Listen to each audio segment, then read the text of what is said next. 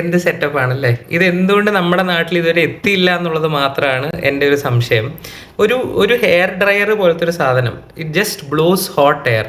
അത് വെച്ചിട്ട് അവർ പറയുന്നത് യൂട്രസിനുള്ളിലെ ഫൈബ്രോയിഡ്സ് ആയിക്കോട്ടെ, മയോമസ് ആയിക്കോട്ടെ, അതെല്ലാം അത് ഡിസോൾവ് ചെയ്ത് കളയും, അത് അതിൽ നിന്നെല്ലാം മുക്തി കിട്ടും എന്നൊക്കെയാണ് അവരുടെ വാദം. അപ്പോൾ ഇത് ആദ്യം മാർക്കറ്റിൽ വന്നപ്പോൾ അവിടുത്തെ FDA, അവിടുത്തെ റെഗുലേറ്ററി അതോറിറ്റി ആയിട്ടുള്ള FDA, ഇതൊരു അൺറെഗുലേറ്റഡ് മെഡിക്കൽ ഡിവൈസ് ആണെന്നൊക്കെ പറഞ്ഞ് വാർണിംഗ് നടത്തി. അപ്പോൾ ഇവരെന്ത് ചെയ്തു? ഇവരവരുടെ ബോക്സിൽ നിന്ന് ഞങ്ങൾക്ക് യാതൊരു രീതിയിലും മെഡിക്കൽ ക്ലെയിംസും ഇല്ല, പക്ഷേ ഇതിനിങ്ങനെ ഒരു ടെറാഹെർട്സ് ഫ്രീക്വൻസി, പ്രത്യേക ഫ്രീക്വൻസിയിലെ വൈബ്രേഷൻസും എയർ വഴി കടത്തി വിടുമ്പോൾ അതുവഴി ഫൈബ്രോയിഡ്സ് ഡീജനറേറ്റഡ് ആവും, ഫൈബ്രോയിഡ്സ് ചുരുങ്ങിപ്പോകും എന്നൊക്കെയാണ് അവരുടെ വാദം. അവർ ഈ കാണിക്കുന്നതെല്ലാം അത് തന്നെയാണ്. ട്രീറ്റ്മെൻറ്റ് പോകുന്ന ആൾക്കാരും ഉണ്ട്, ഇതിനുവേണ്ടി പൈസ ചിലവാക്കുന്ന ആൾക്കാരും ഉണ്ട്.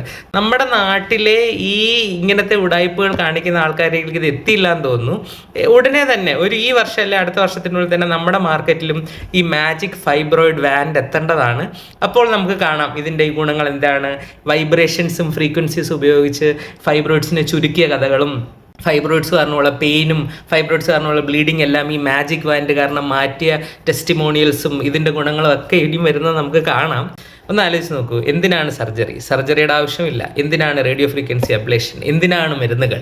വെറുതെ ഒരു ബ്ലോ ഡ്രയർ എടുത്തിട്ട് വയറ്റിലിങ്ങനെ എന്ന് കാണിച്ചാൽ മതി, ഫൈബ്രോയിഡ്സ് ഇങ്ങനെ ചുരുങ്ങിപ്പോകും.